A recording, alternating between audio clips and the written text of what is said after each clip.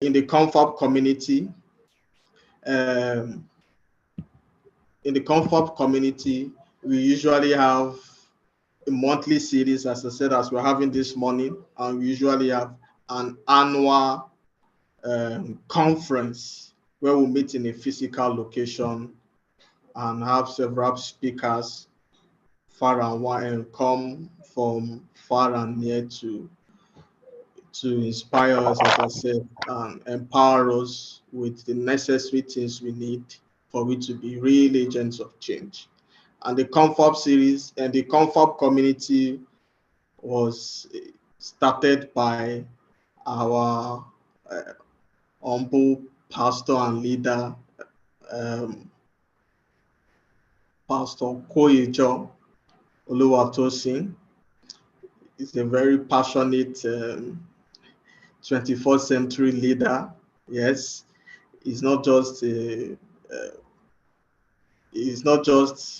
shall I say, spiritually focused. He's also an agent of change in our community. He's the founder of Chronicle Software. That they've built solutions, especially in the education sector in the country. The Success tab, which I'm sure we've heard about the great impact of the Success tab in our community. How is changing the narrative in the education sector. So the founder of this community is Mr. Oluwatosin Koyejo, and the Confab started way back, not just today. I think this year we'll be having the 13th, if I'm correct, yes, the 13th annual conference. The 13th or 14th, I think the 13th annual conference in Lagos and also in Abuja. So if you are in Abuja or you are close to Abuja, yeah, we will be having we started last year, so we'll be continuing this year. We'll be having our annual conference at Abuja, and also here in Lagos as well. We're having the conference here in Lagos. Will be the details about those conferences will be sent to every one of us through our various communication means. Yeah, I welcome everyone once again for our series for this month. So we have come to the point of introduction. So I will just open the floor down for everyone to just introduce themselves, where you are connecting from, your name, and where you are connecting from. Yeah, so I'm giving us a privilege. You can unmute your mic and just tell us your name. Yeah, although we can see your names here in the chat box, you just tell us your name and where you are connecting from. Yeah. So you can unmute your mic. Who goes first? Yeah, just unmute your mic. Yes. Hello, good morning, everyone. Good morning. Hello. Yeah. Good morning. We can hear you. Yeah. Okay, I'm Chikube, connecting from Ikeja, Lagos. Ikeja. Thank you for joining us, Chikube. No.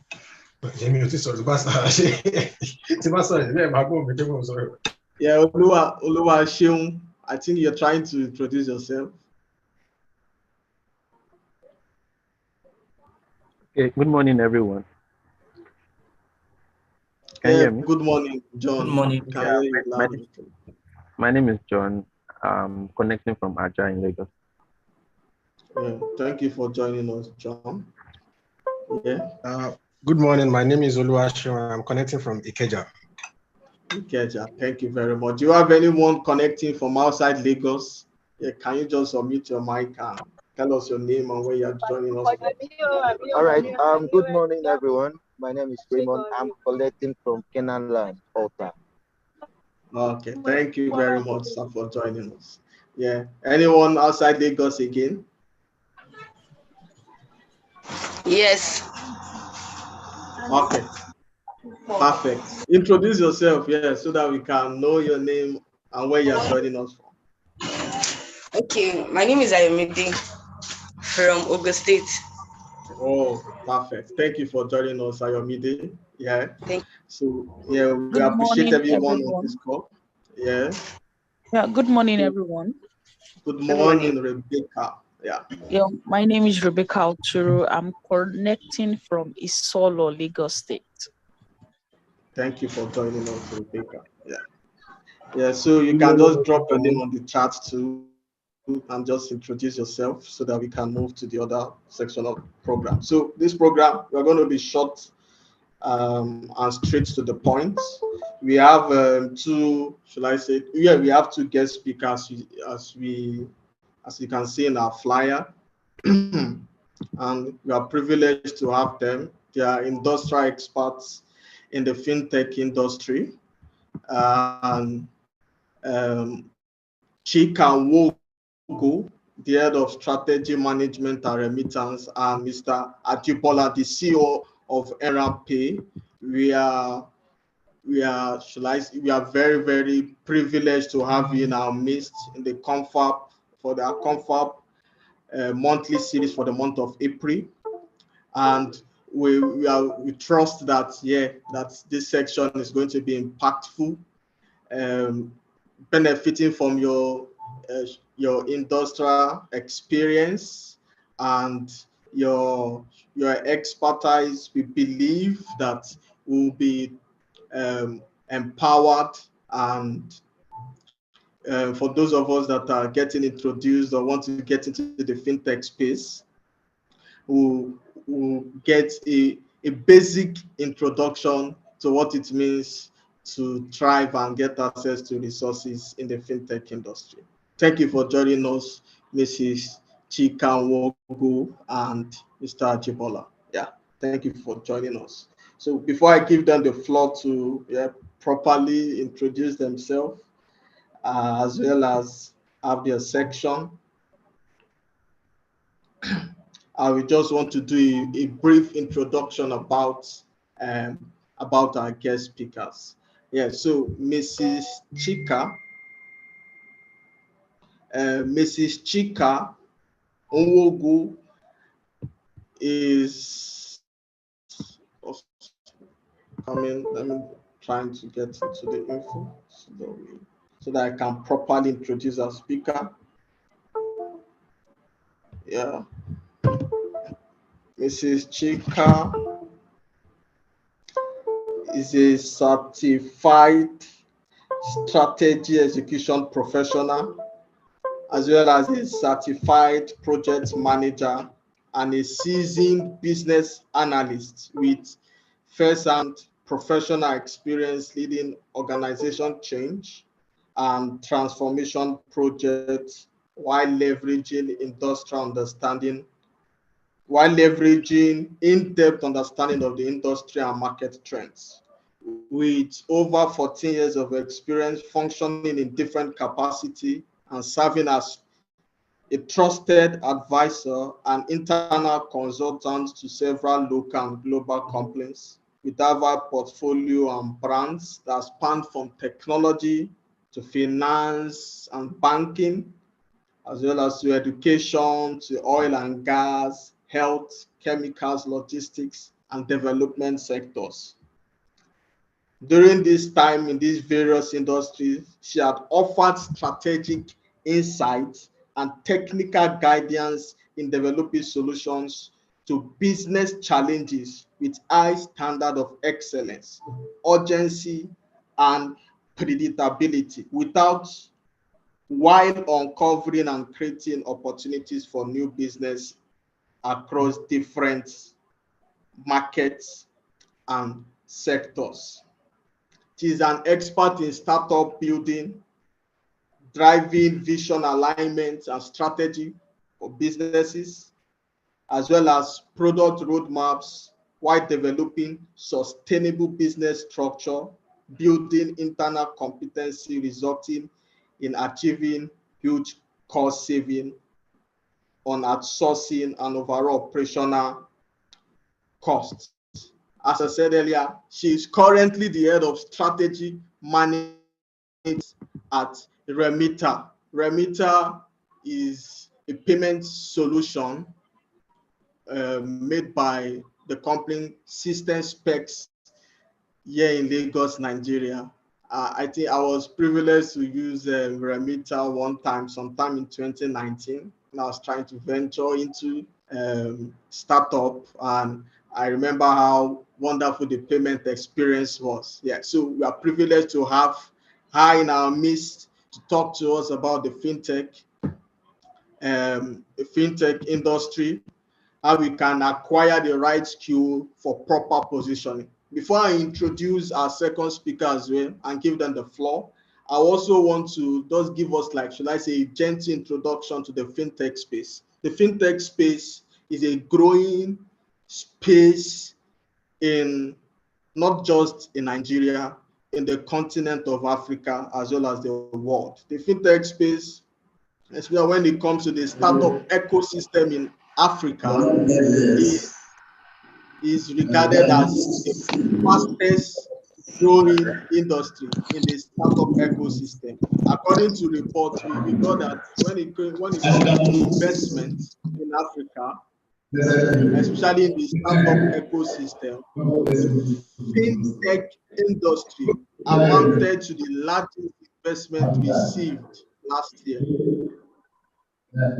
They had like $1.9 billion invested into the fintech space in Africa. Yeah, in Africa, the fintech space in Africa, and we have so many exploits of so many players in the fintech space in Africa, and I know some of us have heard about some of them. We have as I said, we have Paystack. I know we've heard about Paystack, a payment gateway company in Nigeria that was sold to Stripe for over $200 million sometime in 2020. We also have a Flutterwave, which is the most valuable startup in the continent of Africa. It's also a fintech company, a payment software, a payments gateway as well.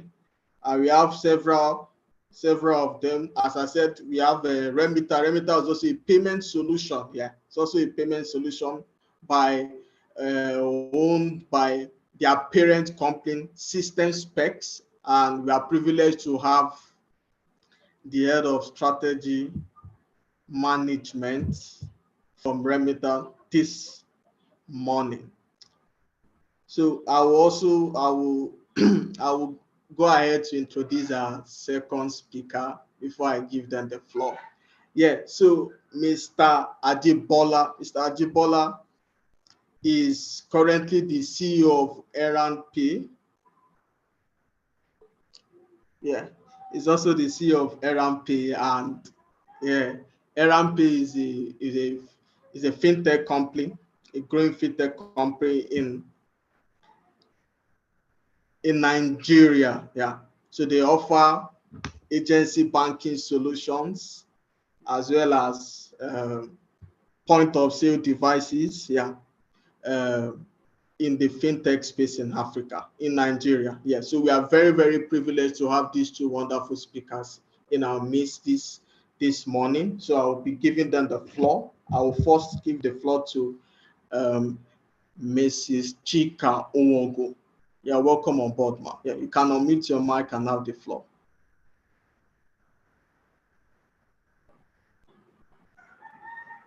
Hey, thank you, Julius. Can you hear me? Loud and clear, we can. Okay, let me attempt to make you see me. Just give me a minute, please. Hey, can you see me? Okay. Not yet. Can you hear me? Yeah, we can hear you. We can hear you. Okay, I think it's coming on board. Yeah. Okay, can you see me now? We can. Okay, good morning, everybody. Thank you, Julius, and thank you to the Confab team. Good morning. I hope everyone is safe and well and having a restful Saturday. So thank you once again for inviting me here. I consider it I'm really grateful. Can someone mute the interruption we're having. Because I'm using an earpiece, it's sort of giving me extra noise. Okay. So thank you everyone for allowing me into your space. My name is Chika, and I'm Miss Chika. So you were making quite an effort to say Miss Chika. I'm just Chika, right? So Chika is fine. I like to be called Chika. I really like my name. So Chika is fine. Yes. And second clarification is that I work with Remita. So Remita is beyond a payment solution, it's a payment company. And essentially what we do is that we enable payments across all stakeholder groups. We provide payments for payment solutions for individuals, government, businesses, anyone, everywhere, so that they can make payments seamlessly. So it is a company right now. It used to be a product, but we are now a company. So we'll just get right into. I've been asked to talk about the fintech industry and opportunities, but properly positioning yourself for opportunities. And I mean, when I was asked to do that, I kept wondering why are we just focusing on fintech? Because I'm very passionate about national development. Why are we focusing on fintech? But again, when I thought about it deeply, I realized that whether we agree or not, the fintech, every business and every endeavor has some sort of financial solution. So fintech industry is really let me use the word an economic driver. So everyone needs payment. Everyone needs a financial solution. So whether you're a business, a government, a corporate, whatever solution you're providing, there has to be some sort of, you're either giving out money or you're receiving money at some point, and something has to enable you to do that. So that's the essence. So it's actually the very fabric of our society. Let's not even go very far. We've just seen what the cash crunch has done. We are barely recovering from the effects of the Naira redesign and the eventual cash crunch. So yes, I think it's a very pivotal time for fintech industry to create solutions for everyone to enable seamless transactions, both for financial services and even for non-financial services. So I'll just try and I attempted to put some slides together. I don't know how long I have, so I could work with that time. Julius, how long do I have? Okay, you have 20 minutes. Yeah, 20 minutes. Wow, that's a lot of time. I just have 3 slides. Okay, am I able to share my screen? Of course, you'll be given access to do that. Yes, I am. Okay. Yes, I have. Okay. Well, I've actually talked about the fourth one. Can you see my screen? Yes, we can. We can see your screen. Awesome. So why fintech?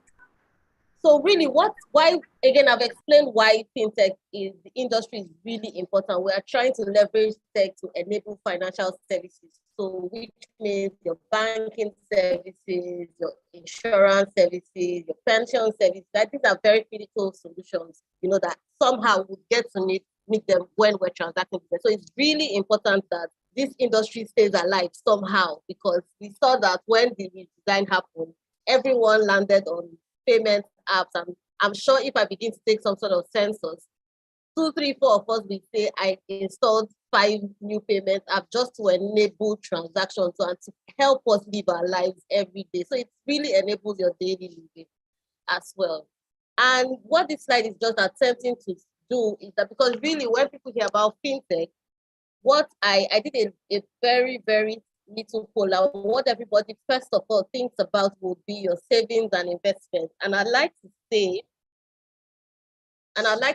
that fintech is really beyond payment. In fact, fintech first of all is beyond banking. So fintech is not banking. It's not converting banking to technology. It includes banking.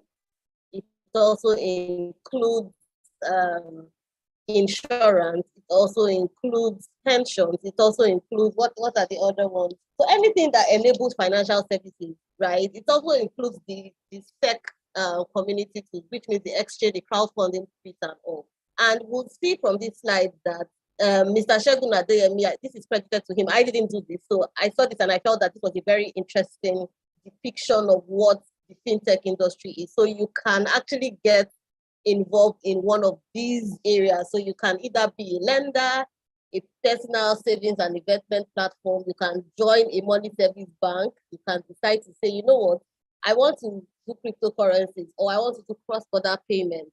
Or you say, you know what, I want to solve payment problems in insurance and pensions. Or you decide that you say, you know what, I want to help people with assets, which is what the Rise, the Bamboo people are currently doing as well. So really, what this helps do is to begin to say, if I was a newbie in the industry, I would look at this and begin to say, what kind of opportunities, or where do I really want to go? What am I very comfortable with? And then begin to build skills, or position myself to actually begin to, either play as an employee or as an employer of labor. So it's very important to know. And for me, why is it important that I showed this landscape? It's important because there are various conversations that are ongoing around various conversations and solutions that are upcoming. And there's really a thin line between what everybody defines as fintech. So for example, if I come as a remitter person and tell you about remitter, you really imagine that that's all about fintech. But you realize that we may have left out some salient issues. So for example, we currently do not do cryptocurrency, obviously because we're a regulated company, and by rules in Nigeria, we are not allowed to do it yet. However, there are some people who will sit and then begin to focus their energy on you operating and what and your risk appetite, both as an employer of labor and also as an employee as well. So I said all this to say that fintech, and one of the reasons this slide came up was because a lot of people, can relate to the banking services landscape, right? So I said all that to say fintech is not banking converted to technology. It's important to know that. And it helps you begin to broaden your horizon. So the first thing we begin to say is that what exactly is financial services and what are the core problems that these financial services solve.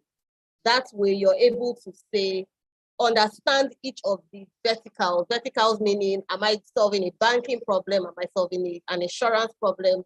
Is it a pensions problem I'm solving? Is it a wealth management problem I'm solving? So you need to be able to understand where and when you're solving this problem.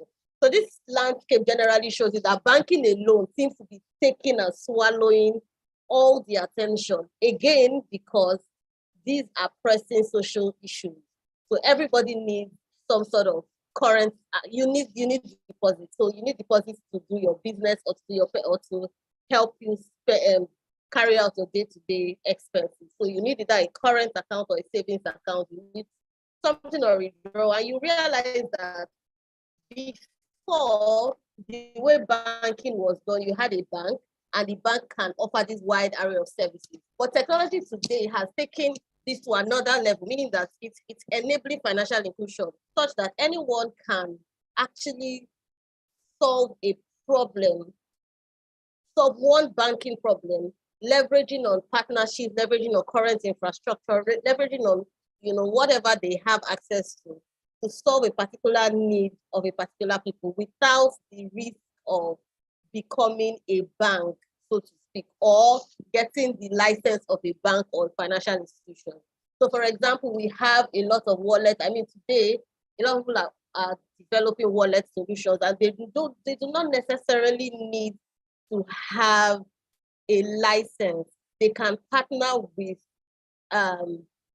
people who have licenses to provide that solutions to their target market. So it's important that we understand that almost everything in and this is just an example, almost every issue in the financial services space has been digitized and therefore can stand as a company on its own. So for example, people like, when Julius was introducing, he introduced a company as a collection or a payment company. And this is just one service that a whole bank used to resolve. And he called it the most valuable company, right? So this is one service that a bank used to solve out of 1,000,001 services. And a company probably took it and became popular while doing it, and is beginning to add more solutions to what they currently do. So that's what technology can help you. You can solve a problem quickly, you can solve a problem at scale, and you can solve pressing social issues very, very quickly as well. The question on a lot of our mind is, this sounds very interesting, I believe, and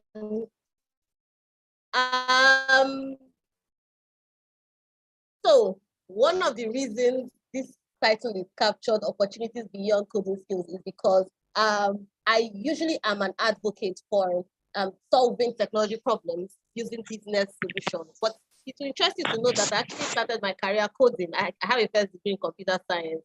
But when I started coding, I used to ask myself, did I want to spend my time looking for comma? And I was still very interested in national development. So looking for comma to me is, you finish writing a code, it takes you more time to debug or to actually make the code work than it takes to write the actual code. And I don't know that I had the presence of mind, because I felt that there were so many other things to solve.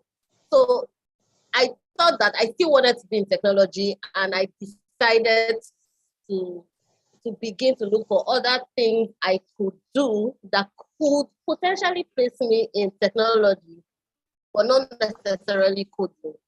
This is not to say that coding is not, I mean, everybody will come and say, and I'll leave it for my co-panelists. Everyone will come and say, oh, we need coders. And the truth is, I mean, it goes without saying, the world generally needs more people who understand coding, product management, and the rest of it. So those, I would leave it, because for me, I feel it.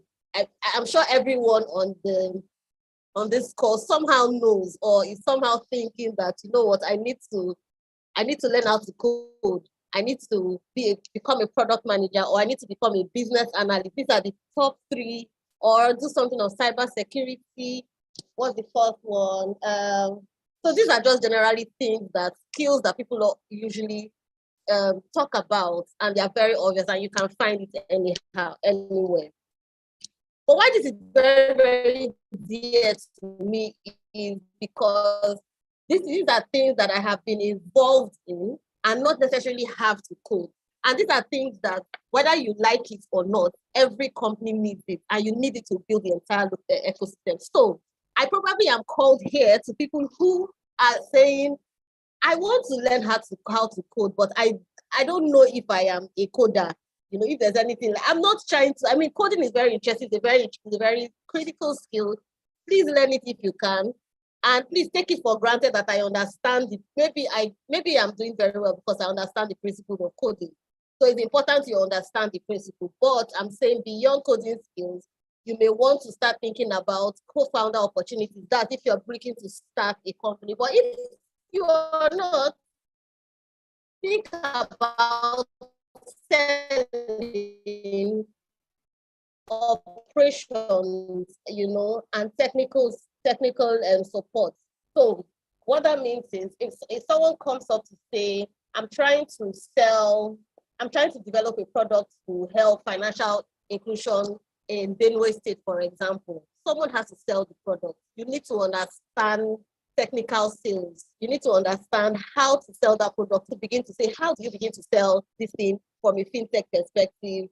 Do I need to bring in skills from the manufacturing, or skills from, so you need to begin to think about those opportunities. So there are sales operations, there are sales opportunities, there are operations opportunities, there are technical support opportunities. As an accountant or a legal person, you will think, oh, I really like accounting, I'm a compliance person. Interestingly, the fintech industry, in fact, I usually almost talk to fintech founder from a compliance angle, right? Because I know that it's a heavily regulated industry, and you could actually err, while building a product genuinely without knowing that you're actually breaking laws. We all know that regulation eventually catches up with innovation. However, there are certain regulations that are already in place that you must not break, right? So as a lawyer, what are the possibilities. How do I begin to position myself? What do I need to begin to read to help these tech people that are coming into fintech? And one thing, just to add to this conversation is a lot of people who genuinely, and founders are usually technical people, so they are coders. They are solution providers. They already understand programming, and they see a problem and they go for it. But the challenge a couple of them may have would be industry experience. So what you may decide to begin to do is, I work in a bank, for example. If you work in a bank, for example, you could begin to say, I will build up my credit knowledge or credit analysis knowledge, because that's one thing I see is a constant challenge across board. So risk, credit, so that those are people who do lending and support. But risk, is something that you may want to build. Your risk competencies, your compliance competencies, your HR competencies, because working with engineers is a different kettle of fish. So the leadership that we used to provide before, is constantly changing because younger people are coming in.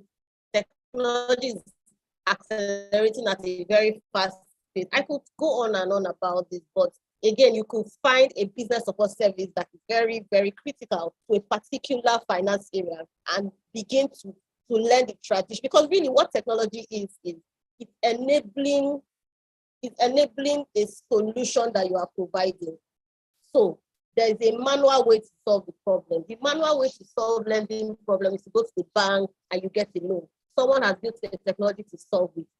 You need a skill, you need a manual skill, which will include risk, which will include understanding compliance issues, regulations, and all that. Somebody has to provide that to the engineers while they're building their company. So that's one opportunity. Again, you can decide to start a fund, if you have. So there are also opportunities to actually start a fund. So you can decide to say, what, I'm not interested in operations work. I need to learn how to do funding, take a course on funding, or begin to position yourself, into the communities and offer your services for free, like I always say. You could also think about thought leadership. You could decide to host events, meetup. So while this may look very trivial, you realize that the technology ecosystem thrives on collaboration and networking. And if you're one person who can bring together all the actors in this, you don't necessarily need to go and own your company. Just say, you know what, I'm going to imagine social media week.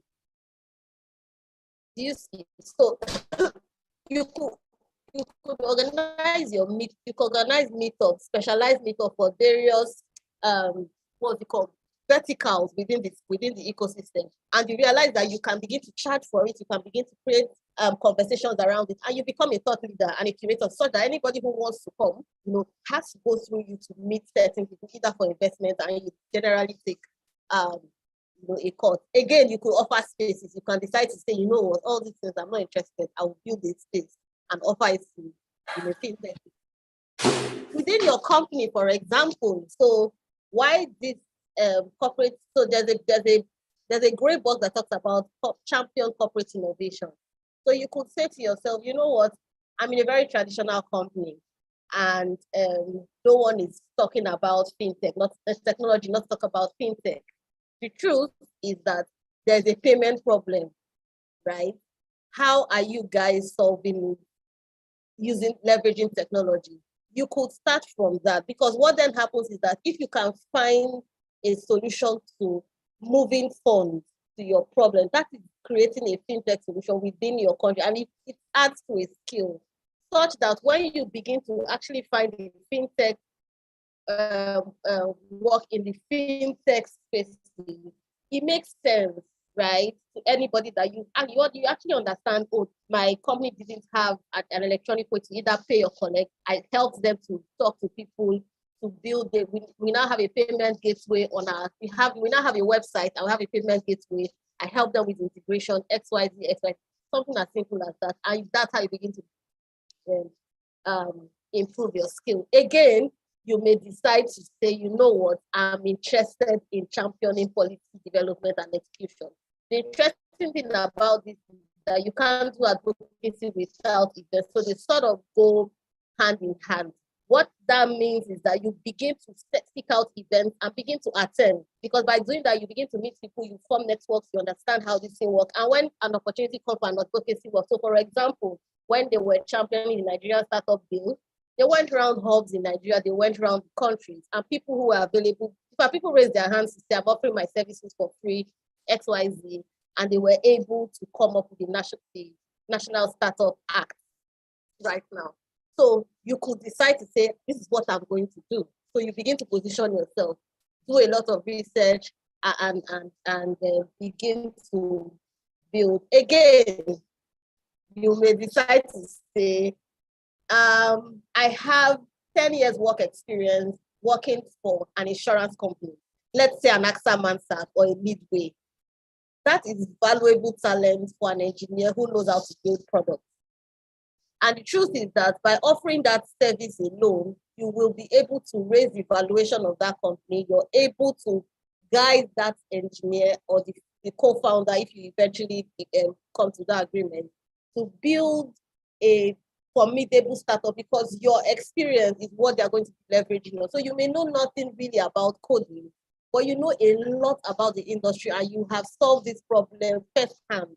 All you're just doing is you're looking at now a way to use technology to solve this problem at scale, right? And obviously, if you begin to think of things about financial inclusion, logistics, healthcare, education, the opportunities are immense. So once you begin to solve social issues, I can tell you from personal experience, the only way to solve social issues is by using technology. If you do it alone, you just end up with 50 people a year, if you're even good enough.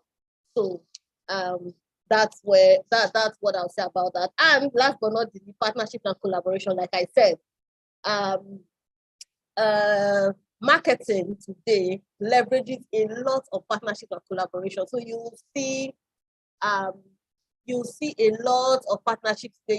You see a telecommunication company and a bank, and they are partnering to do something. In fact, these days you see Coca-Cola and a bank. You see Glow and a soap manufacturing company, something. You find that you buy certain kinds of products and you find something that is totally unrelated with it, and they'll tell you scratch and win, right? So partnership gives you access to market. How can you apply it? So I work in a traditional law firm, for example, and you're saying, you know what, I'm a lawyer, I don't have XYZ. How about you thinking about it and saying, I would offer my services to this sort of fintech, or I would partner with X company so that we can provide this solution to a fintech company, right? That way, you're bringing more business to your traditional law firm and you're positioning yourself in the fintech industry. So with these few points of mine, ladies and gentlemen, I don't know whether what I've said has made sense so far, but I thought to share this with you, and I'm happy to receive any questions, comments, clarification, as we go on. So thank you very much. Did I use my 20 minutes or I use more than that? Julius? Yeah, just few minutes ago, but it's fine, yeah. Oh, wow. Yeah. Okay, thank you very much. Yeah. Thank you very much. I think it was insightful, yeah. It was really, really insightful. And I think my own takeaway from there is your emphasis on saying the way you look at founders or builders building fintech solutions, you look at them from the compliance perspective so that you don't build against regulatory, should I say, above regulatory, let's say, approval or Yes. basically regulatory approval. So that's my major takeaway from that. Yeah. So basically if you have questions, just keep it to just hold your questions, and you can even drop them in the comment section. But what we want to do is we want to go to the second speaker. So we'll then give the platform for every one of us to ask our question. Thank you very much, Chika, for the insightful guidance section. I will appreciate if also you can share the template, your guide, like your presentation guide, so that we can make it available to our members in the community. Yeah. So Mr. Yeah, Ajibola, as the CEO of Erampe, you have the floor, sir. Yeah. Hi, everyone. Good afternoon. Sorry, good morning. Good morning. Yeah. Give me a second. I trust you all are having like a really, really great weekend. Happy New Month. All right. So my name is Ajibola. They call me Chief Errand Boy. And basically what we do, before I talk about what we do, I think I should give extreme kudos to Chika. She pretty much has said everything that I need to say. And basically what my slide will be talking about is basically just how I call it, kind of demystifying what fintech is. And I know I have 20 minutes, so I'm setting up a timer to start now. However, within these 20 minutes, what I would like to do is actually to ask questions and then reply, and I'll walk you through my, I think, about 10 slides. So Julius, I'll need your help because I'm going to be doing quick surveys here. So once again, my name is Jibola, and I'd like everyone to please contribute. And the first question I'd like to ask you is, what's your understanding of a fintech? What's a fintech to you? So you could unmute 2 or 3 people to just tell me what a fintech is. What's your definition of fintech is? Hello, good morning. Hi. Yeah, my name is John. I just want to add to the question what a fintech is. I would say basically from the word together, it looks like 2 words coming together to form a single word. We have the financial technology. So they're talking about companies, organizations who are into financial space. But then I would also have a bit of divergence, or maybe to broaden the scope from what Chika just mentioned, that talking about fintech, we basically limited it to. Hi, Johnny. I'd like to keep the answer within 30 seconds because we have 20 minutes. So for me to ask, all right, just a financial technological organization or company. Awesome. Someone else, please. Okay. Hello, good morning. Morning, Rebecca. What's it? So, all right. So for me, I think what fintech means is rendering financial services using technology. Awesome. Yeah. All right, one more person, please. Hello. Yeah, ITEL. What's it? What's fintech? Okay. Literally, fintech to me means using technology to solve financial problems. Beautiful. So the next survey, Johnny, and I'll need you for this. So how many of you join this program so that you want to start with the intention of starting a fintech company or with the intention of working for a fintech company? So you can just drop the answer in the chat box, right? I want to start a fintech company. I want to work for a fintech company. So just quickly let me draw that. And Johnny, I'll need like in statistics, 30% says this, 70% says that. So while that is going on, what's fintech? So the word fintech didn't really come up until 2015. Like Chika had said, all financial services that is being rendered through technology are all leveraging on a major commercial financial institution. It could be a bank, insurance, name it, right? But as long as financial services is taking place, right? Up until 2015, it is the back-end application that powers this technology. Now, today, what fintech actually means is that you found a niche. So take, for example, someone said he's on his way to Epe, right? That means, I don't know how you're getting there if you're driving or you're taking a bus. With the recent cashless policy cashless policy or Naira redesign, it means that you have to get there. You've experienced the problem accessing cash. So you've gone to a bank to say, hey guys, I'll give you 4 billion naira. Let my people transfer for free, right? So that they can do transportation from Lagos to Epe. So you've picked one product, right? You've layered technology on it and you're selling to people. So in my own definition, as simple as I could define it, is fintech is simply buying and selling. That's the honest truth. Fintech is buying and selling, right, using technology. So John, could you please tell me what percentage of people want to start their fintech company and what percentage wants to work with a fintech company? Okay, I think we've had limited responses so far. Altogether, we have about 23 attendants, or let me say 22. But we have, let's see, we have about 2% who wants to start a fintech company, and then about 2.3% who want to work in a fintech company. And then From we what I have, can see, sorry, because of time, I'm working with your time. For what I can see, 60% of the people that replied wants to work for a fintech company, while 40% want to start their own fintech company. Awesome. okay, All right. So could somebody please tell me what Paystack is reselling? Based on the fact that you go to a bank to pick a service and then you resell it. You go to a bank, pick a service and resell it. So what do you think Paystack is reselling?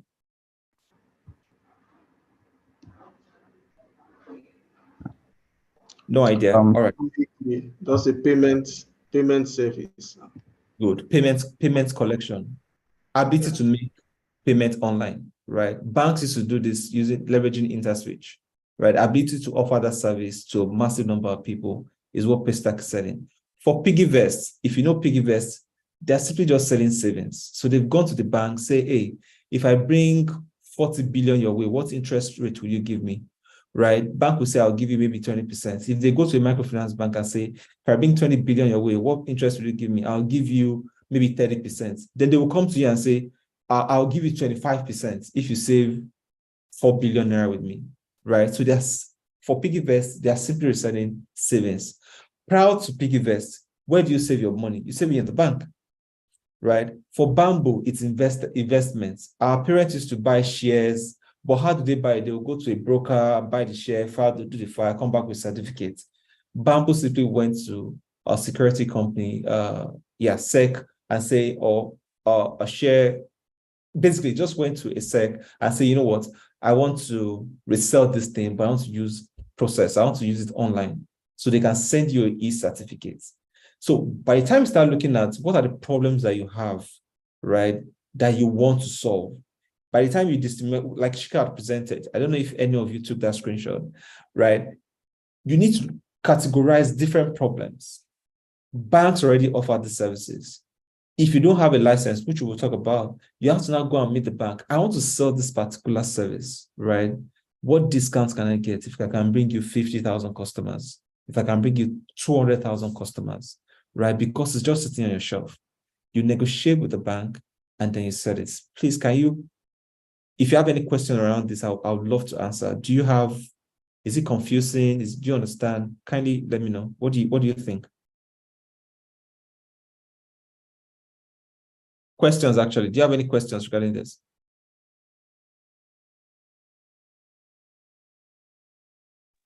for now.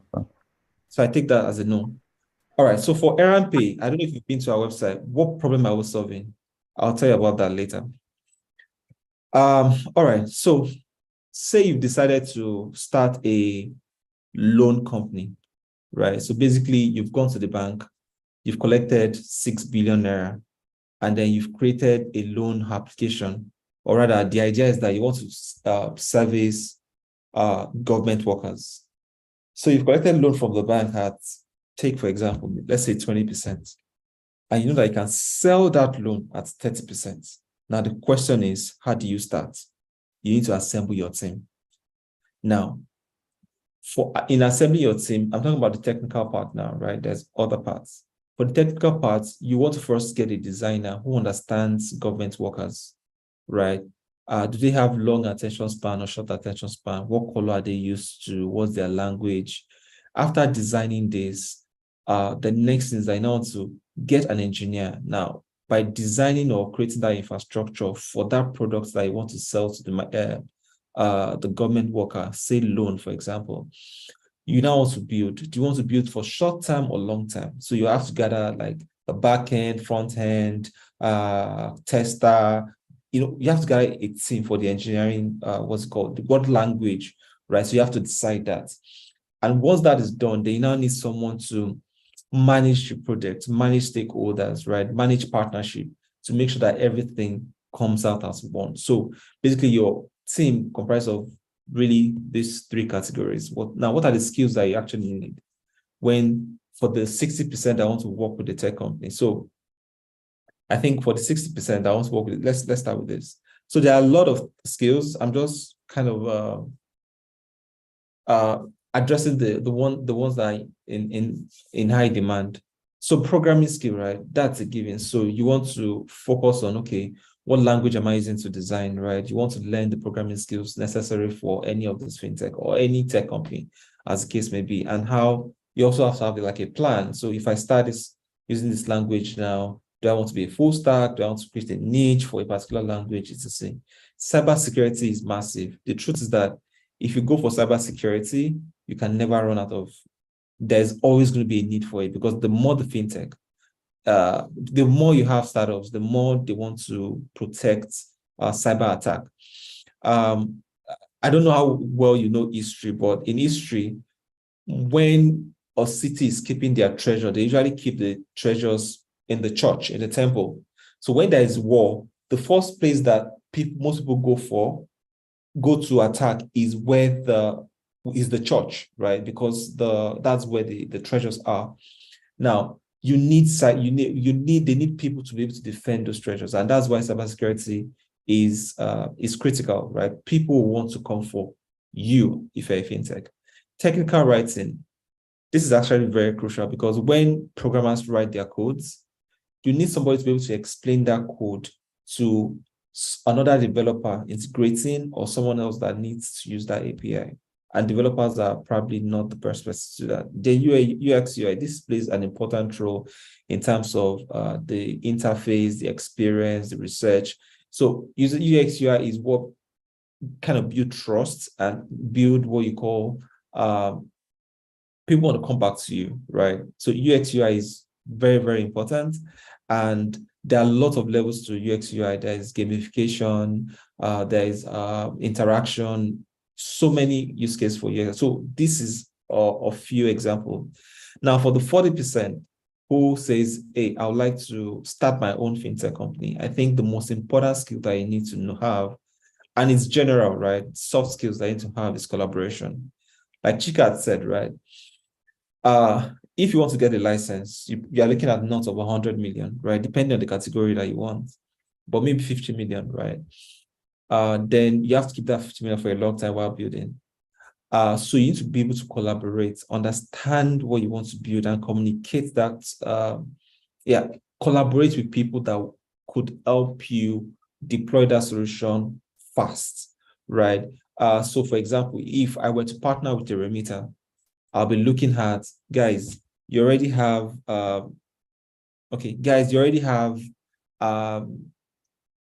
collection for federal government, right? What if I collect, I'll give you an example. What if I help you with federal government collection? I don't know what the SLA is, I'm just giving an example. And I will add 3% interest every month for the collection I do. For a remitter, they will say, okay, ordinarily, I collect that money without interest. So what do you want to do differently? Okay, I will collect the money and at the end of the month, I'll give you 3% interest. This is the insurance on the money. This is that, you've collaborated with a lot of people and you've offered remitter an offer. You've given that remitter an offer and they may say, oh, wow, that's profitable to us. And maybe what I need to do is go and meet find a secured investment and give that money. I'm also coming up with use cases here. Now, adaptability is also crucial. Right?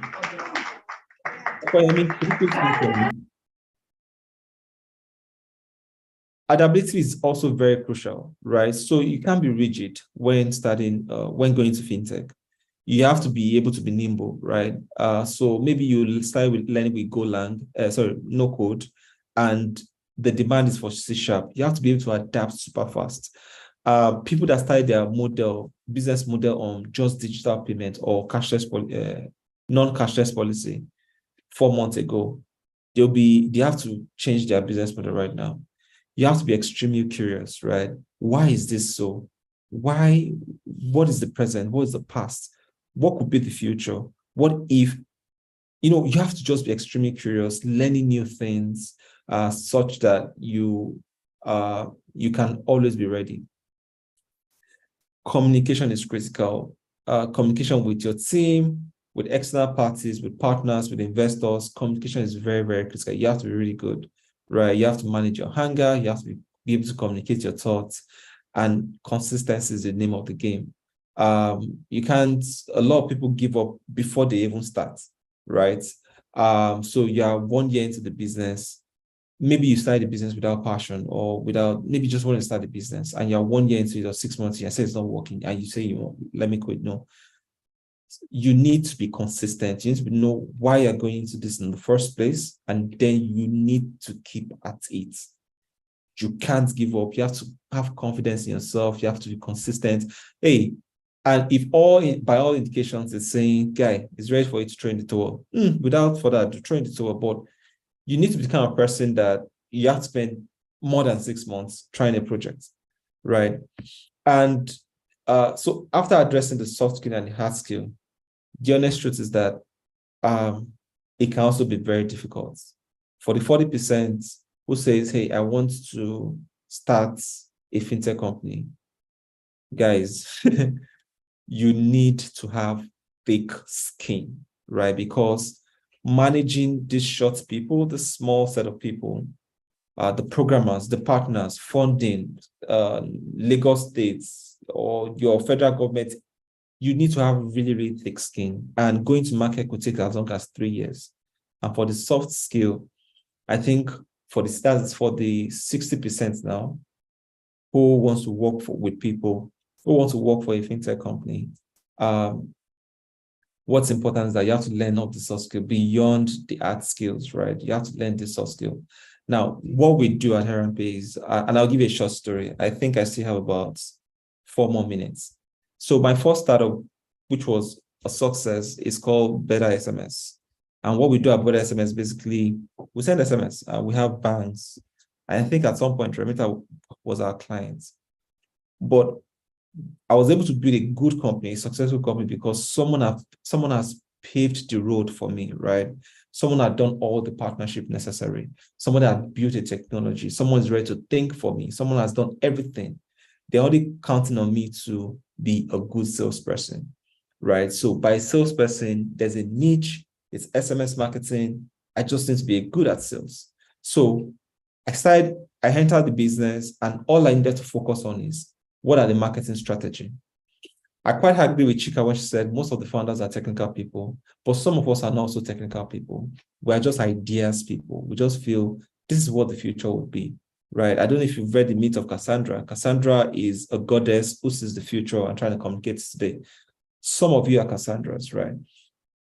So what we do at Heronpay, sorry, these are the skills that you need. If you can take a screenshot, I have 2.5 minutes more, less. So for the 60% that want to work, these are the fields that you can key into: finance manager, finance analyst, compliance. Compliance is very, very, very, very important. It could send you to jail or make you run out of money if you don't do it well. Business analyst, app developer, blockchain.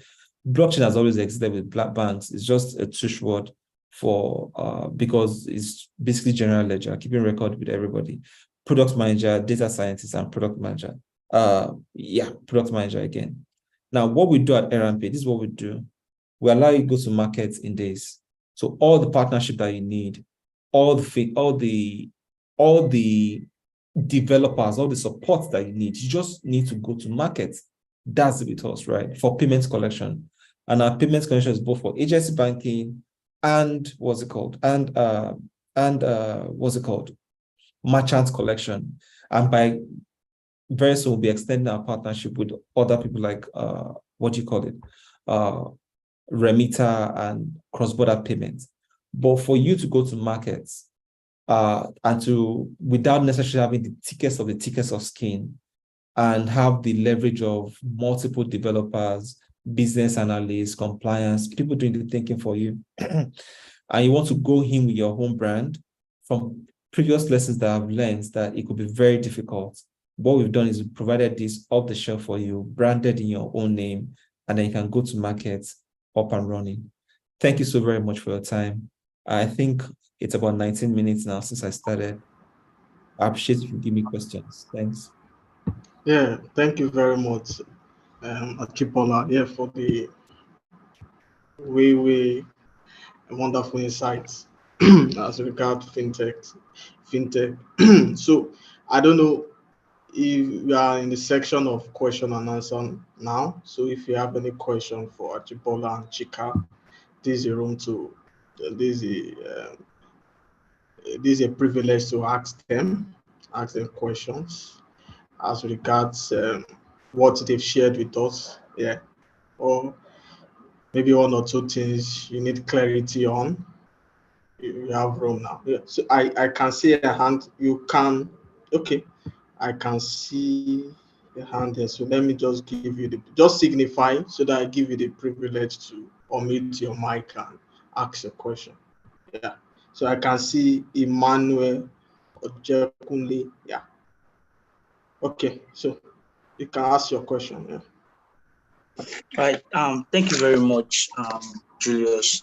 Thank you very much, Chika and Ajibola, for the session. So I don't know if you can hear me. Am I audible? We can hear you loud and clear. Yeah. All right. Like I said, this fintech and trust me, it's like I see it as like oil well. Yes, I see oil well because I look at it from what I've seen around people in fintech. When you like, everybody's in money, but yeah, I don't have any skill. Like when I say any skill, like the programming skill. In fact, I really love the part from Chika where she said you don't even need to be technical. You don't need a programming skill to actually feature in this industry. I did education in school. How can I really position myself? How can I drink from this well? What do I need to do? What do I need to study? Like to find a place in this industry. Yeah. Where do I get started from? Where do I start from? Because I think the industry, question, from what you can say, it's wild. So where how do I go about it? yeah, thank you very much. Your question is well noted. So I will be giving Chika the privilege to, I'll be giving her to help answer the question. Yeah. Okay. Let me take a stab at that. I hope I'm able to answer your question. But exactly, Rebecca, I had well of living water now, like my goodness. Okay, so let me first of all clear a myth, about this well of living water. So the fintech industry, so because what we sell or what is mainly sold is finance, right? It will seem like a lot of money because you sell money. So your stock in trade is money, really, right?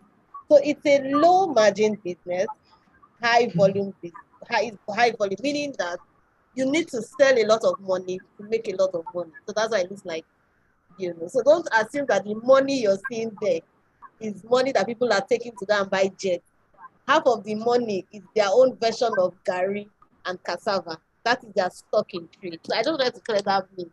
That the well of living water, yes, it can be profitable and rewarding when you're in the industry, but these are just also great realities that you must know. You studied education. I would say you need a clinic for that because it clearly comes to me. The lowest hanging fruit I would say is that there's a depth of financial literacy knowledge, right? So how about you going to understand a part of whatever they are doing, right? So it would require a lot, and thank God your education. So it means that you're an intellectual. You're not like us that went to night school. Okay. So you know how to read very, very well. You know how to research, you know how to distill points in a very digestible manner for anybody. So you just realize that by the time you begin to do it and you start churning out knowledge, you become a thought leader, right? And the funny thing is that you can then, in fact, one of the industries I forgot to even mention is that you can then work in consulting. Because what then happens is that you become an analyst, you become something, a McKinsey will carry you, a Spears business will carry you because, you know, you understand the landscape, you know what's happening. So read research, do a lot of things, and so you understand how to get complex information, distill it into digestible forms for anybody to understand, analyze the industry, position yourself as a thought leader, and you go hammer just by like that. Because what then happens is that somebody looks at it and says, you know what, I need a market intelligence person, right? I do strategy, and half of strategy is market intelligence. So we're always looking for what's happening in Waterway, what's happening in Remita, what's happening in. So we need someone to actually be able to do that. And your skill from education can actually, I don't know whether what I've said has been clear, but you could start from there. So it's a lot of work, right? So even if it's well of living water, I really like that. Even if it may seem like well of living, it takes an immense amount of insane and immense, and I use the word insane very deliberately. You need to put in the work, right? It's a lot of work. People didn't just appear. So it's a lot of work. You need to put in the work. But at the end of the day, because knowledge at the end of the day it doesn't hide. It just, you give out what you have, right? So you need to do a lot of work. You need to pay the price and put yourself out there. And I'm sure it'll work for you. I don't know who was going to ask the question. Does this help? Does this help somehow? Who asked the question? What question? Yeah, thank you very What much, question? Chika. It's actually helped. Thank you very Okay. much. Thank you. Okay, I have a Yes. question. Thank you very much, Chika. Okay. Yeah, another one. Okay. All right. Rebecca, I guess. Yeah. Yes. You can ask your Okay. question, Rebecca. All right. Thank you so much. I really appreciate this session. I've been able to get more insights, both from speakers. So for me now, a graduate of business administration with 3 years experience in real estate and a multi-sectorial firm where we do a lot of business like school, oil and gas and all of those things. So now I'm trying to transition into the tech industry, and I started taking courses on data analytics. And I really want to know what the future holds for that kind of career path in the fintech industry. So please, could you please shed more light on what the future holds for people in that line? Perfect. Yeah. So, Ajibola, can you help us with this, sir? Yeah. Hi. Yeah, what does the future hold for a data analyst? So, surface level, data analyst, basically, you need to analyze data, right? And make informed decisions based on that. And the fintech industry is mostly digits of numbers and trends. So for data analysts, you are an integral part of the future, and there's always going to be a room for a data analyst, even beyond fintech, right? So the future is pretty solid for data analysis or data analytics specialists. I don't know if that's too general for you, or is there a specific you're looking for? It's okay. It's okay. At least now I May know I I'm ask why you are studying data analytics? okay. So I was able to identify my strength. Which is? Yeah, which is I'm good in analysis, and I'm also a critical thinker. I try to question why this is this and what can we do to improve it. So, and I like to make decision objective decisions based on facts. And that was what prompted my desire for data analytics. So I just wanted to know if I was on the right path. Yeah. Because So aside data analytics, I also have little experience in marketing. So at a time, I was confused about which one to pursue. Before I now said, okay, let me just start with data analytics and see how it turns out. So thank God for this session, and that's why I'm asking the question again.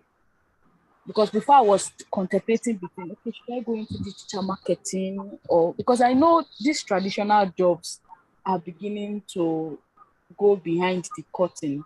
Just like Chika mentioned that yeah, you might not necessarily be involved in coding, but you might be valuable in these several areas that she mentioned. But if you check up job adverts these days, you even hardly find those positions available. And if they want it, they will tell you 7 years experience, 8 years experience, and you're like, where do you want to start from? okay, so This kind of this is my that's why. opinion. This is my take on it. I understand that, yeah, you've found a way to start learning data analytics, right? But ultimately, for career, like I mentioned earlier, in terms of your soft skill also comes to play. Ability to be adaptive, right? Uh, which is, so when you eventually join an institution and you start doing your job as a data analyst, what you want to do is just be best at it, right? Because in every venture, there's always those people that are at the top of that food chain or the top of their career. So basically, even if you are, and I'm just giving an example, even if you are the cleaner in an institution, if you are good at it, if you are committed to it, maybe you become a garment care for the entire fintech industry. So it's all about your own, what you want to pour into that job, right? Trust me, it's not as if fintech is not easy, right? You have to be committed, sleep late at night, do your job up to perfection, right? And ultimately you will grow. Even if you are doing digital marketing, ultimately it's all about your personality, how well you want to give the job. I'll give you an example. We had someone join us as an intern, basic salary. The first place she was deployed to was the account department. She excelled, right? Doing reconciliation, she excelled at it. Let's try her in sales. She's doing fantastically well. Now she's leading a team less than 2 years. Ultimately, it's about the attitude. When you give this lady a job, she pours everything into it, right? Every single thing. When I'm working late nights, she's still asking questions, and I'm here at 3 a.m., asking questions about that relevant industry. No wonder within 2 years, she's leading her entire team, and she's like a boss. So it's up to you it's all by attitude, right? How well and how fast do you want to grow? So that when somebody gives you the opportunity to serve, you are pouring everything, everything, and you're not complaining. You're just pouring everything, and you will thrive. Yeah. Thank you very much, Ajibola. So I can I okay. lend my voice to this Sure, conversation? sure, sure, sure. You have the platform. Yeah. I tend to understand what where Rebecca is coming from. So my 2 cents. So I have ginger. Yes, I have ginger. So I like people looking at me when I'm talking, so that you see the passion. So Rebecca, I think that you are on the right path, right? So what that means is don't fall for the certificate trap. Don't get me wrong, we're in a certificate-driven world. So don't think it's a Nigerian thing alone. So acquire as much trainings and certificates that you can, right? But at the same time, just like Ajibola has said, put in the fintech is not it is not easy. I I can almost, if you look at my eyes, I've hardly slept, right? I'm sure Uncle Jibola has not slept in the last 10. He does payments. It's people's money. I'm sure he has not slept correctly in the last 7 years. I know. I don't even need to have that conversation with him. But I'm saying this to say to you that you need to put in the work. And why I am emphasizing the putting the work there is because he said, oh, they're asking for 7 years work experience. I don't know how much you volunteer to Confab. And you say, Confab is just gathering up. That's your data analysis that you do. You are 25 people. Go and come and apply it. Because what happens is that the way people give people money, that's the way people employ people. So, for example, the convener of Confab can say, oh, this person is very excellent. Chika, you say you're looking for somebody in XYZ company. Come and take this person. But you may have worked for Confab for like 12 years, and they may have used you without paying you. Do you understand? So I don't know that these are critical things that people are willing to do. Are you willing to work without paying? You said employers are using you. Yes, oh, well. I'm open for volunteer. So you need to know, don't get me wrong. So there's one thing to say you're open for volunteer and you go there and you're really not valuable, right? So you need to be able to come up with something that Aaron Pay looks at you and says, I will give you a chance, but I don't know that I'm willing to commit XYZ to you, right? But you need to come up with something. So today, and that's just the truth. Today it's difficult to just say, come and work and I'll train you, because there's already talent scarcity. Businesses are running, and I can understand the employer's point of view. So nobody has energy to train, although training is important. But if you come with something already, so data analysis is great, but if you come with something, then they will be able to say, you know what, I can support you, I can give you the right opportunity, the right platform to push you into the right direction. Do you get what I mean? So I would say, begin to use what you're learning. Don't just look at it and say, I want to use it for head knowledge. And it could just be that you did the training. I don't know how to go and look for mentors. Seek them out and say, look for your peers. And when I say mentors, don't look for someone who probably has 30 years experience. I don't know that the person will have your time. But it could be someone who has 1-2 years experience. That is your peer. Seek them out on LinkedIn and say, I'm trying to do this thing. Could you, suggest 1 or 2 things I could begin to do? How did you do that? So those sort of questions, those sort of engagement to begin to position into the right thing. And lastly, please don't look at the real estate sector. Don't look down at the real estate sector. You work in real estate, there's a lot of opportunity in real estate sector.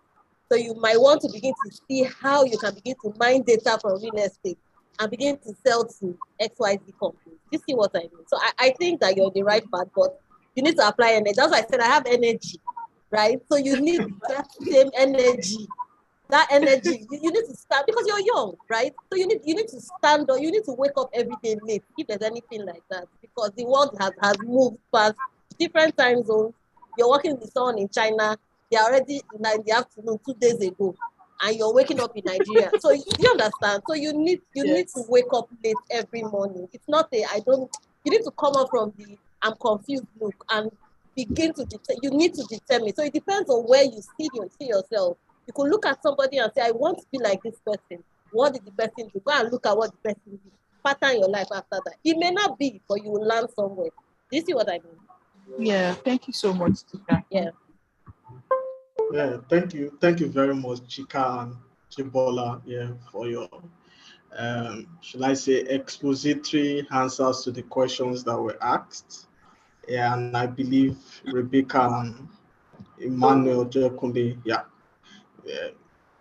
they got clarity to their questions. Yeah, so we'll be bringing a close to the question and answer section.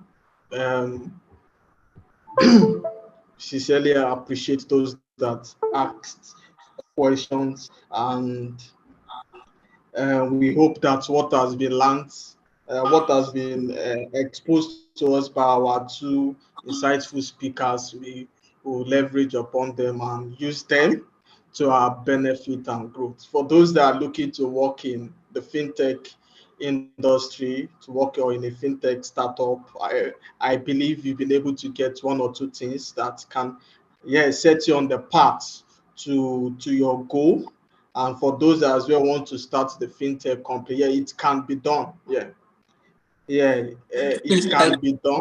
Okay, I see Ajibola wants to say something. Yeah. Please. Okay. Can I ask a question? Okay, can you introduce yourself? I'm seeing iPhone so that we know the person that's asking the question. Yeah, I want to ask a question. Good morning, everyone. My name is Jackson Shebo.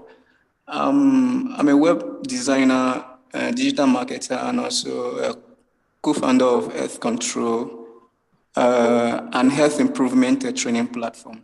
So my question is this.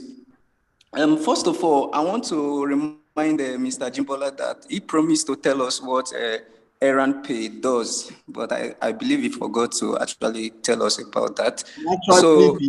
He actually did. Yeah. I don't know if he did. He told us what therapy does. Okay. So my other question is this. I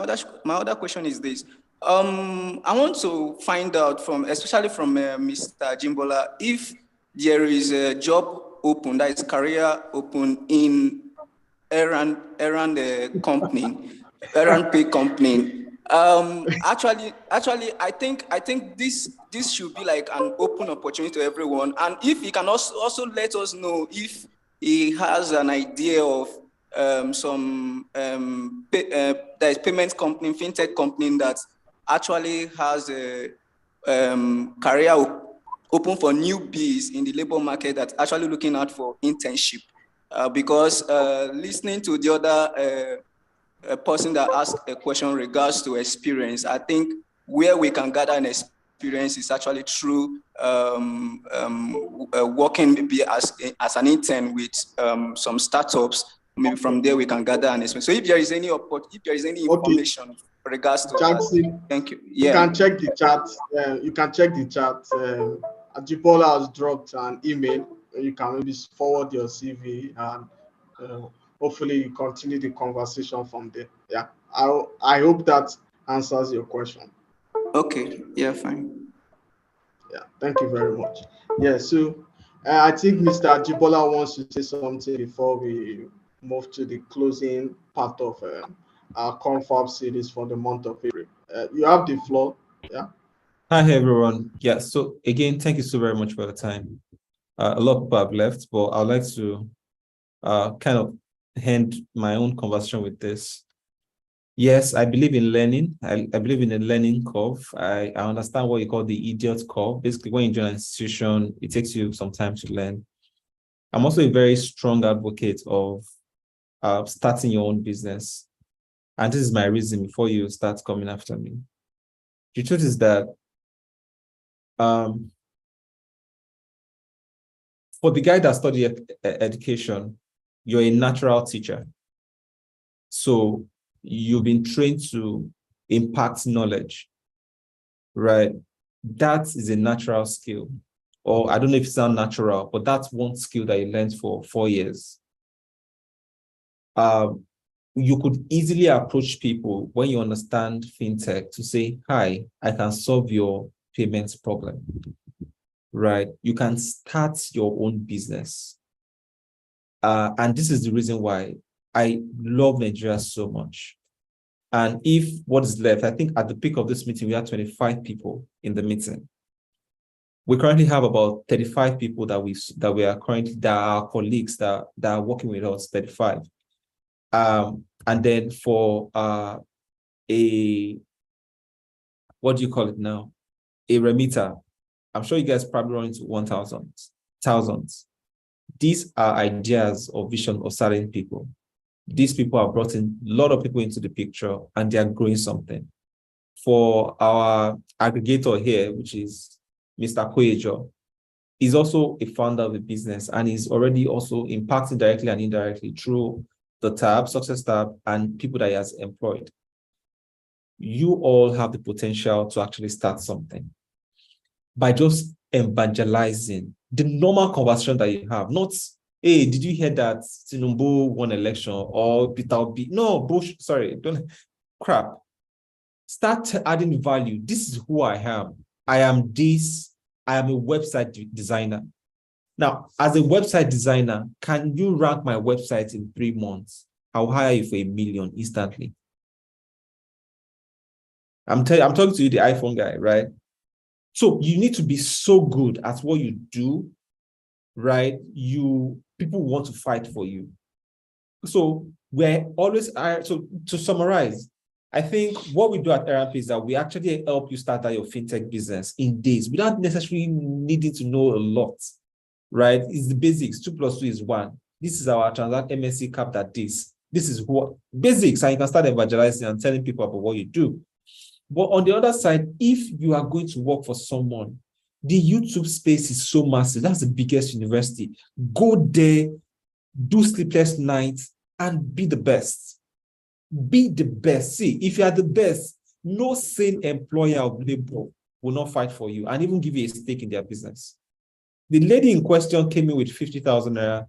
She's doing more than 7x of what she was doing less than 2 years, because everything we give her, she does. So why I want to end with this is that the future is extremely bright. Forget where you are.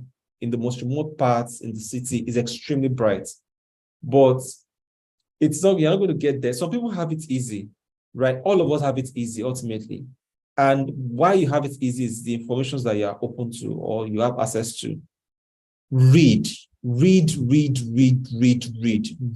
can't say read a lot, like read a lot as a staff or a founder. You need to read. YouTube should be your go-to site. You're not watching movies. You don't have time for movies, right? When I am Koijo met, I was out of school, and less than 6 months, I made a couple of money. But how did I make that money? I learned how to design website from YouTube. I learned how to do email marketing from YouTube. I learned digital marketing from YouTube. Everything from YouTube. And guess what? It positioned your business to thrive. So my advice to everyone here is that location is not a barrier as long as you have internet. If you want to be a staff for somebody, learn everything that you need to learn, not in words, but in action. Be the best website developer there. I'm telling you, Chika will even bring it to our team. She wants you in her team. How wants you in my team? Koijo wants you in her team, because at that point, you are a business coming to a business. You're a consultant for that business. You are bringing in money, right? And let me tell you, let me end this. If I hire you, right, trust me, and I'm telling you, because I'm in payments, I'm investing maybe 500,000 naira in you to give me 6 million naira. Right, that's the A and B of business. Even if you're in compliance, I'm investing 5 million naira in you to save me 50 million naira. Right? If you're a graphic designer, I'm investing 5 million naira in you to increase my conversion ratio. If you're a graphic designer, a website designer, I'm investing 1 million naira in you month on month, such that if I push 50,000 traffic to my website, I am converting 40% higher than what I was converting. So ultimately, what are you bringing to the table? And that does not come with words. Like Adekunle would say, Enuoshe, it is action, it is artwork, it is sleepless nights, and you have to enjoy it, and it's fun. So start your business if you can. And if you want to be an employer, if you want to be a staff, work for a company, be the best at it. Read, learn, and the wind will be behind you, and the sun rise on your face. Thank you. Thank you very much, Ajibola, for that. Can I say closing remarks from you? It sincerely means a lot. Yeah, and I believe everyone on this call is motivated to take a step. Can I ask a question, please? Can I ask a question? The room for question is actually closed because the time is. But if you can maybe drop it in the chat, yeah, so it can be addressed. Maybe any of our speaker can just drop an answer to your question. Yeah, you can actually just. I want to also give a privilege to Chika to as well give our closing remark before I hand over to our convener, Mr.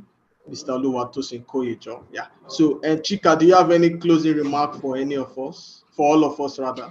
Yeah. Well, the entrepreneur by excellence, and I've been said it all. Read. I can imagine a lot of us on this call are quite young. So, I mean, I would say read as much as you can, burn the midnight candle, um, be very good at what you do such that nobody can. And that's the truth, right? So beyond the soft skills that people are trying to, talk about, what's also very important is developing these critical skills that, are important, but you also be very good at what you do. And most of all, a couple of people don't talk about it, but please be a person of your word. Have integrity. I don't know whether these things are talked about in the workplace again. It's a dog-eat-dog situation. People just, but please have integrity. Have integrity. For me, that if there's anything I have to drop here, because that's what has helped.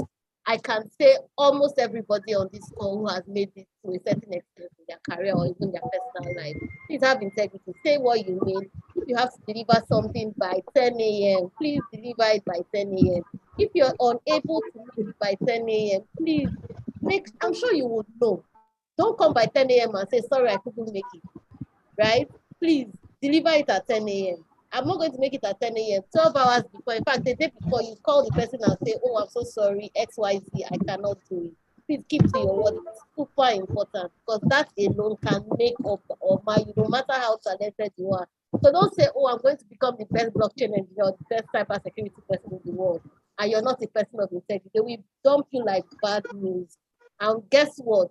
They would hire someone who has hunger, who is willing to learn, who they can train, but has integrity.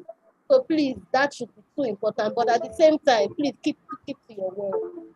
And at the same time, work very hard and be so good. I'd like to also imagine that it's a Christian gathering. Please, the Bible says that we are the salt of the earth. Tell me again, like I said, I have energy. I want you to see my face as I'm talking. The Bible says we are the salt of the earth, right? I see no reason why Christians should not be wherever they find themselves. I see no reason why Christians should be confused. Half of the reason why these things are happening is because we are short of knowledge. Why are we short of knowledge? We are not reading, we are not researching, we are not applying ourselves, right? So please put in the work. Half of the time, it's not people telling. Sometimes you just need to sit down and do the hard. You need to grind, right? It's important. Again, like I said, you need to grind. There's no other. I'm sure I'm probably screaming at your ears, but that's the only way I can convey this message to you. You need to grind as much as possible. You need to put in the work, because if you do not, and you do not have integrity, you realize that 10 years, in fact, 3 years has gone past, and you just see somebody that you finished primary school with, in Silicon Valley, and like, hey, God, when? That's because the person is grinding and you're there, uploading WhatsApp status and nobody knows what you're doing. Nobody can talk for you, right? Nobody knows what you're about. Nobody can say this person. Nobody can look at. Again, like I said, we are Christians. Remember when the disciples of Jesus, they saw them, they said, these people have been with Jesus. That's how you should be. You don't need to go and tell them I'm a Christian. They will look at you and say, this person understands you. The person knows the person's work. By having 2 minutes conversation with you, the person, and again, that's how entrepreneurs behave, or people who are looking to hire. They just have 2 minutes conversations with you and decide want to hire you. So don't think that you had 1 hour conversation with HR and they like it's not true. Anybody that's going to hire you, more often than not, will make up their mind in 5, 10, 15 minutes at most. If you have 2 hours conversation, they are just trying to chill with you, really. So, I mean, with these few words of mine, thank you very much once again to the convener. This was great. Thank you for the opportunity. I'm happy to connect. I will drop my link because I saw is asking. I'll drop my link to our connection and we'll take it from there. Thank you all.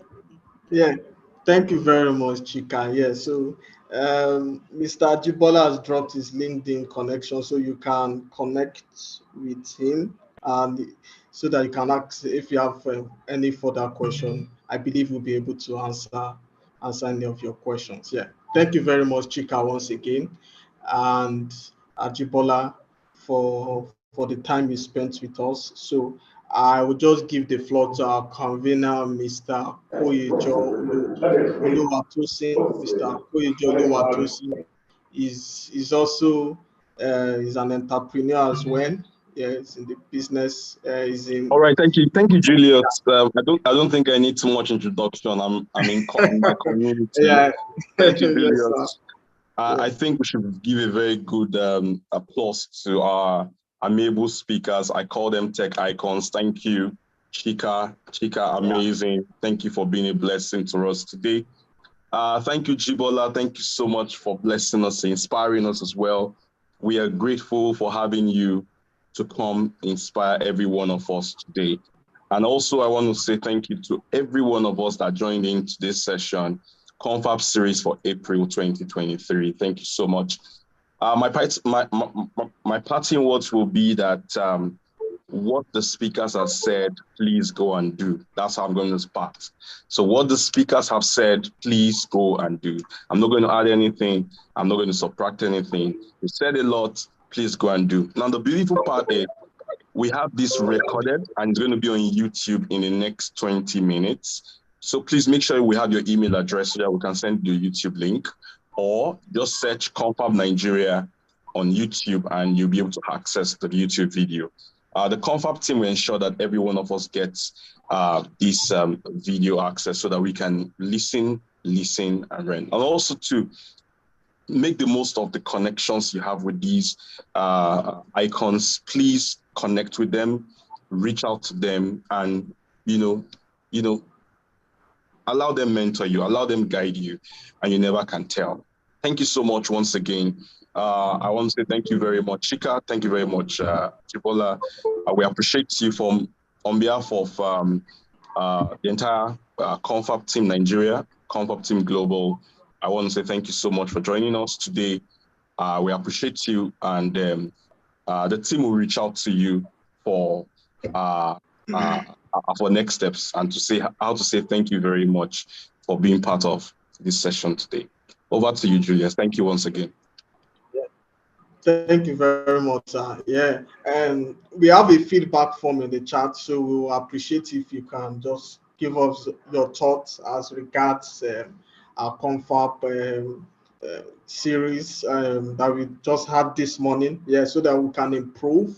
We actually need your feedback. It means a lot to us so that we can improve the way we present the Confab series to you, and make our next series, which is going to come up in May. Yeah, our next series comes up next month. It's a monthly series, so make it better. We'll call it better. With a better conversation, yes, and as well as we experience today, our wonderful speakers, better speakers as well. Yeah, so thank you very much, everyone, for joining us. We sincerely appreciate the Confab on behalf of the Confab team. We sincerely appreciate your presence. It means a lot to us. We appreciate you join us for our monthly series that will be coming up next month again. Communications will be sent to you appropriately. So just as we've said, just go out and do exploit. It's what we've had today. Go out and do exploit. And I trust that that we'll be change agents. Yes, we will be the ones to solve problems in our society. And I pray that God will help us in Jesus' name. Yeah. So we'll just have our closing prayers. I will give the opportunity to my colleague Ebenezer to close our Confab series for the month of April with prayers. So Ebenezer, you have the floor, sir. Okay, thank you, Mr. Julius. Good morning once again. Good afternoon, everyone. Let me just say a short word of prayer. Heavenly Father, we thank you for today's series. We know we thank you for the knowledge that was impacted, because this wisdom is going to direct us and will make us change agents, wherever we find ourselves, in Jesus' name. We also ask and pray that we will not just be hearers, because it's good to hear, but help us to be doers of the word. Help us be doers of what we've learned, and help us to put in the work we need, to make us great ambassadors in Jesus' name. We thank you, Lord, for answers to prayers, for we have prayed in Jesus' name. Amen. Amen. Amen. You can mute your mic and say your greetings. Yeah. Thank Right. you once Thank you again very for joining. Amen. much. Thank you very much. Mr. Thank you very Jibola. much, everybody. We really appreciate you. Thank you so much, our speakers. Yeah, Jibola, thank you, Chika. Thank you, everybody.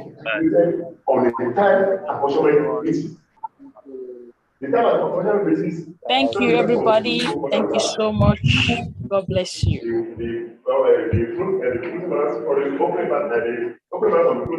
So whatever you